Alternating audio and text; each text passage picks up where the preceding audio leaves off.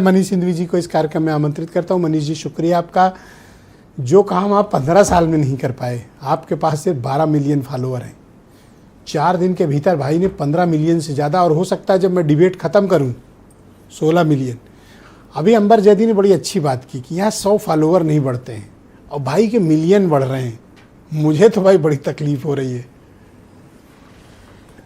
मैं थोड़ी सी बात जो आपने सवाल उठाए थे थोड़ा अलग ले चलते हैं, सारा कुछ मिल जाता है। हाँ, भले मनीष जी का थोड़ा सा जवाब फिर वापस इस पर आते हैं।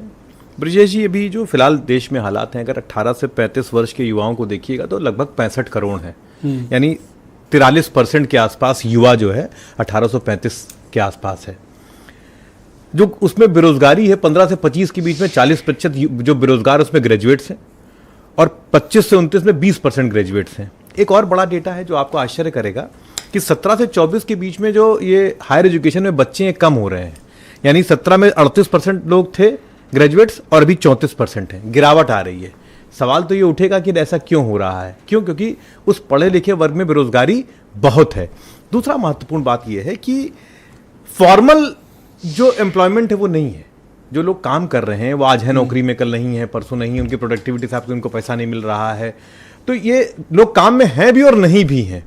एक मेजॉरिटी पॉपुलेशन 85 से 90% इनफॉर्मल सेक्टर्स में काम कर रही है और वहां पर पे आउट बहुत खराब है, बहुत खराब है। ये कोई बात छुपी नहीं है। उसके बाद आप आइए, जो सरकारी एग्जाम सिस्टम चल रहा है, 24 का भी नीट पेपर लीक का शिकार और 26 का भी नीट पेपर लीक का शिकार।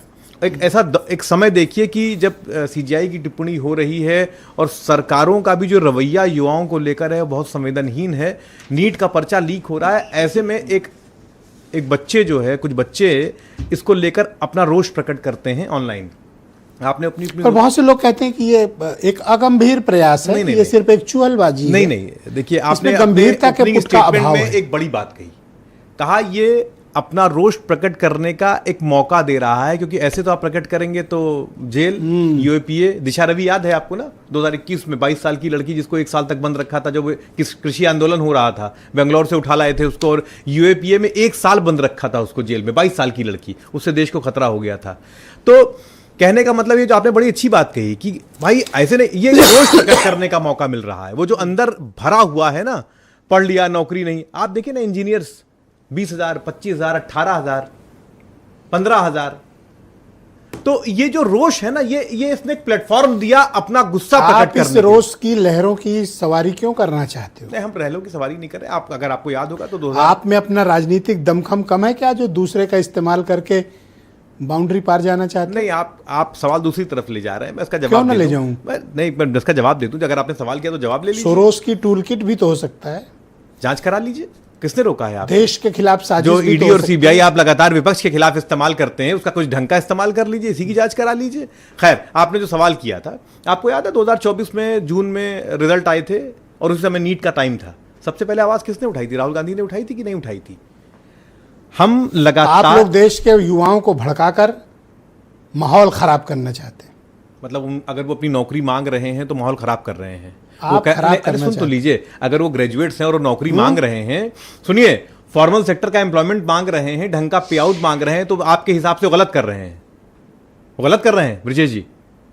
अगर नौकरी मांग रहे हैं और ये मांग रहे हैं कि नौकरी हमारे काम, हमारी हुनर के हिसाब से दे दीजिए, तो गलत कर रहे हैं। अपने दम पर कोई मुद्दा नहीं उठा पाते हो, दूसरों के उठाए मुद्दे पर बैठ के आप बाउंड्री पार जाना चाहते हो। तलवाएंगे क्या प्रधानमंत्री जी की तरह? दूसरों के मुद्दे तो ब्रिजेश जी, जैसे कांग्रेस का एजेंडा था जातिगत जनगणना, वो भाजपा ने हाईजैक नहीं कर लिया क्या? दूसरों के मुद्दे, क्या एजेंडा तो कांग्रेस का था ना, जातिगत जनगणना, तो भाजपा ने उसको लागू। कोई कॉपीराइट थोड़ी था भाई साहब? बिल्कुल नहीं था, हाईजैक कर लिया ना। कहां हाईजैक कर लिया? दूसरे के मुद्दे पर आके किस तरीके से किया भारतीय जनता पार्टी ने, उसको नहीं भूलेंगे भाई। मैं तो शुरुआत से कह रहा हूं, अगर वो संवैधानिक है उनको अधिकार है। अगर वो सोच रहे हैं कि श्रीलंका, बांग्लादेश और नेपाल कर देंगे, क्रश कर देंगे। मेरा आरोप है कि ये अराजकता बढ़ावा दे रहे हैं। नहीं, मैंने कहा तो कि अगर कोई क्या अराजकता कर दी उन्होंने? अभी कहां प्रूव हो गया जो देश के खिलाफ कर? कह तो रहा हूं। अरे मैडम कह रही तो कुछ तो बात होगी उनकी बात में। नहीं, अरे मैं मैडम का विरोध नहीं कर रहा हूं। मैडम ने अपना वक्तव्य दिया, मैं अपनी बात कह रहा हूं। मैं उन्होंने कहा सोरोस की टोल किट, मैंने खुद कहा कि ये भी चेक करना। मैं उससे पहले मैं कह चुका हूं कि सोरस तो नहीं है इसके पीछे, अगर है तो उसकी जांच होनी चाहिए, और अगर नहीं है तो मुझे उनको ये लगता है प्लेटफॉर्म कि- प्रोवाइड होना चाहिए। देखिए, दो बातें अलग अलग हैं। युवाओं Conclude करो सर, वीरेंद्र जी आ गए। युवाओं के गुस्से को, जो अपना हक वो मांग रहे हैं, उसको आप अराजकता नहीं कह सकते, पहली बात। दूसरी बात क्या है कि अरे हम मैं लोग- कह नहीं रहा हूं, मैं संभावनाएं तलाश रहा नहीं, हूं। तो आप तो संभावनाएं मेरे क्यों ऊपर तलाशी जा जज रही बोल रहे हैं? हो। वो जो ईडी सीबीआई विपक्ष के खिलाफ है, उसे जांच कराइए ना। अरे किसने रोका जांच कराने ईडी से? बोस्टन थोड़ी जाएगी। अरे क्यों, तो आईबी भेज दीजिए। सर नोएडा वाला जो आंदोलन था, जो अभी हुआ है, जहां पे 11 से 13 हजार की सैलरी है, वो रिव्यू नहीं होती है, वो आंदोलन किसने खड़ा करा दिया था? एक हैंडल निकला कहीं से पाकिस्तान का, तो पाकिस्तान ने नोएडा वाला पूरा आंदोलन कराया था। ऐसे कैसे? चीजों को हर चीज पर यूं डाल देना ठीक नहीं है।